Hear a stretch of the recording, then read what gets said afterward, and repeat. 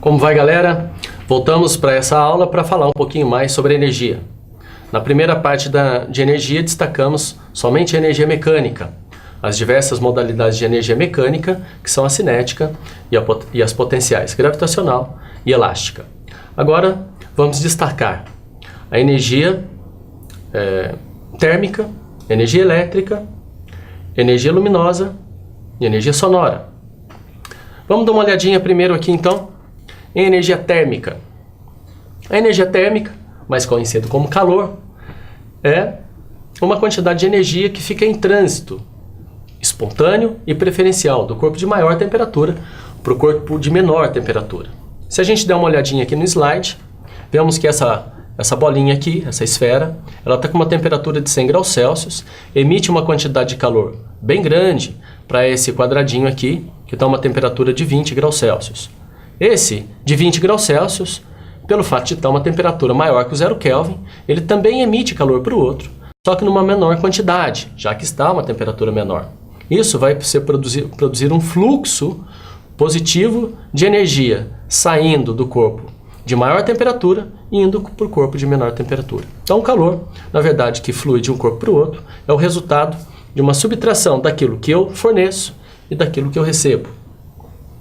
Essa quantidade de calor recebida pelo corpo, perdida, ela pode ser utilizada para variação de temperatura ou para mudança de estado físico.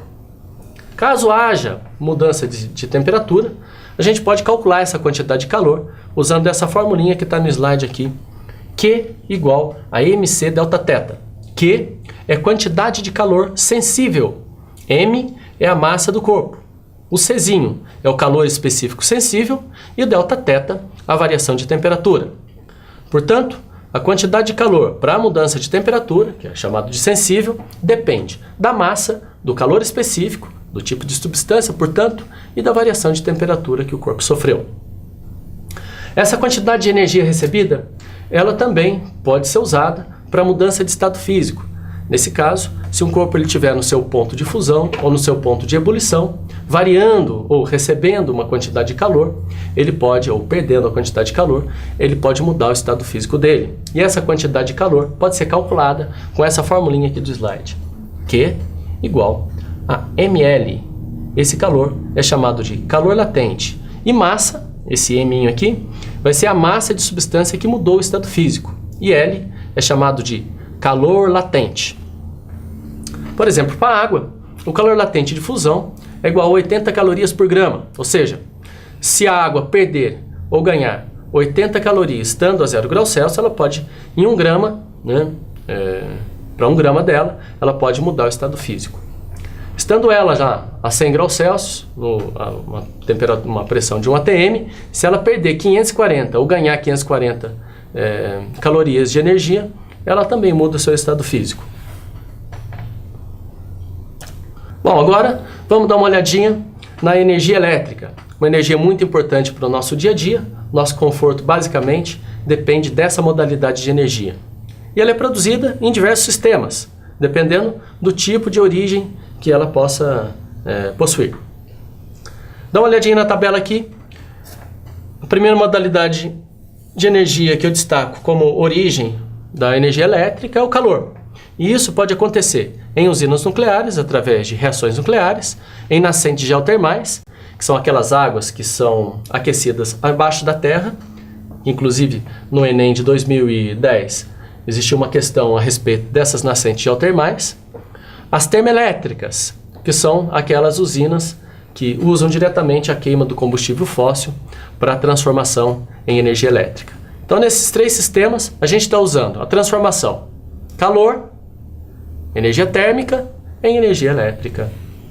Mais abaixo, vemos que também podemos aproveitar a luz para produzir energia elétrica em células fotovoltaicas. O movimento é conseguido, a gente consegue energia elétrica através do movimento em sistemas como hidrelétricas, usinas eólicas e uma central telassomotriz. Muito pouco utilizada, mas muito interessante, que é aquela energia elétrica que a gente concebe como movimento das ondas. E, por último, a energia química, que é conseguida através de transformações em pilhas e baterias. A próxima modalidade de energia que eu destaco é a energia luminosa e trago para vocês aqui duas figuras interessantes. São duas figuras a respeito de uma célula fotovoltaica. A gente aproveita a energia da luz do sol para transformação em energia luminosa. A intensidade de radiação do sol sobre a superfície da Terra é muito grande. Existe um potencial a ser explorado muito grande, que são 1000 watts para cada metro quadrado na superfície da Terra. Próxima modalidade de energia, a energia nuclear. Essa energia pode ser aproveitada através de reações nucleares, que acontece através da fissão de materiais como urânio. Coloco aqui para vocês na tela uma fotografia da usina de Angra 1 e do lado uma forma menos interessante de aproveitar a energia nuclear, que é através da produção de bombas nucleares. É o que eu chamo de cogumelo mortal. Toda produção, toda explosão de uma bomba atômica acaba produzindo alguma coisa próxima de um cogumelo. A energia sonora, muito legal, muito interessante, é produzida através de movimento, né? E eu trago para vocês aqui uma sequência que mostra a intensidade de ondas sonoras que são medidas popularmente em decibéis.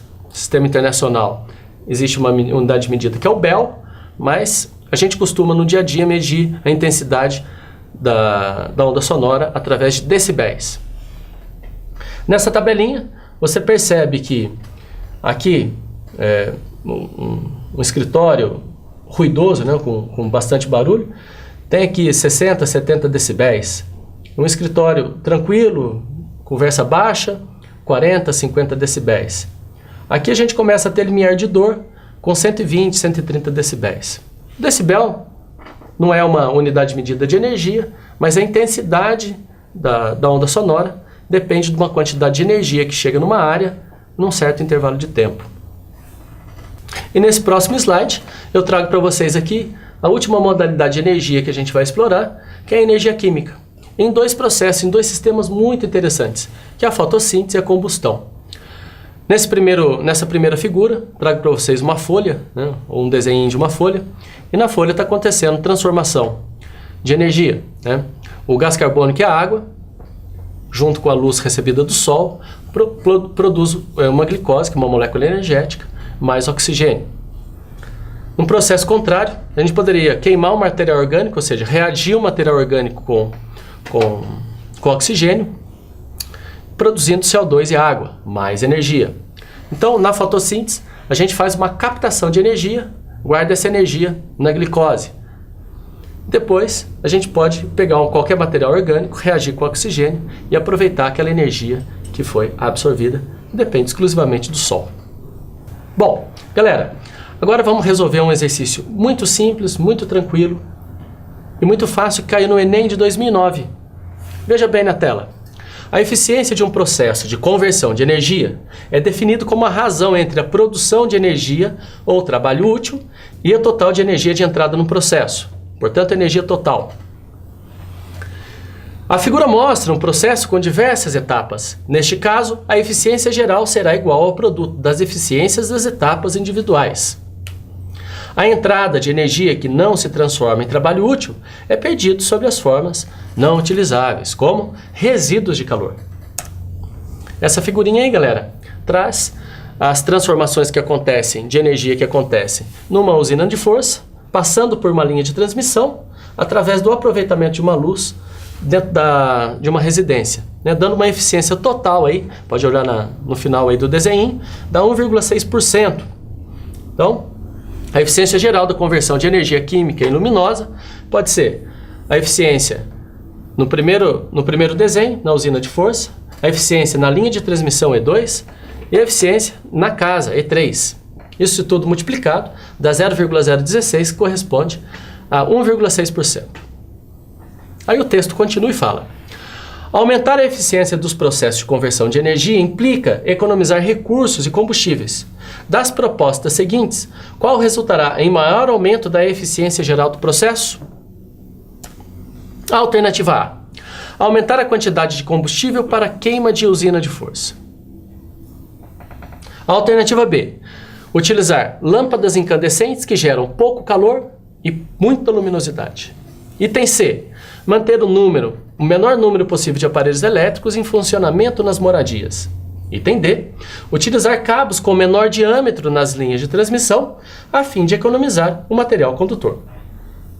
E a alternativa E, que é a correta, utilizar materiais com melhores propriedades condutoras nas linhas de transmissão e lâmpadas fluorescentes nas moradias.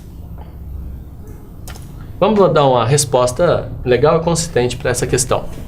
Nesse tipo de teste, há que se tomar cuidado de não se analisar cada afirmação isoladamente.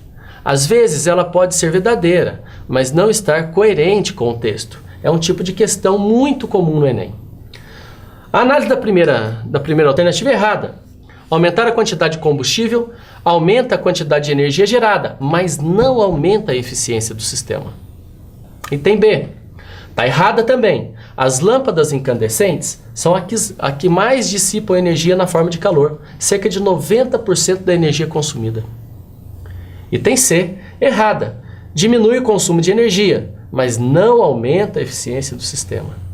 Item D. Errada. Cabos com menor diâmetro diminuem a área da seção transversal do condutor, aumentando a resistência e dissipando mais calor na linha de transmissão. Portanto, a alternativa correta para essa questão é E. Bom, galera, vamos ficando por aqui. Energia é mais ou menos isso, né? É o que a gente poderia explorar de mais básico de energia, que poderia ser cobrado na prova do Enem. E na próxima aula, vamos falar um pouquinho sobre potência, que é uma forma da gente aproveitar a energia transformada num certo intervalo de tempo.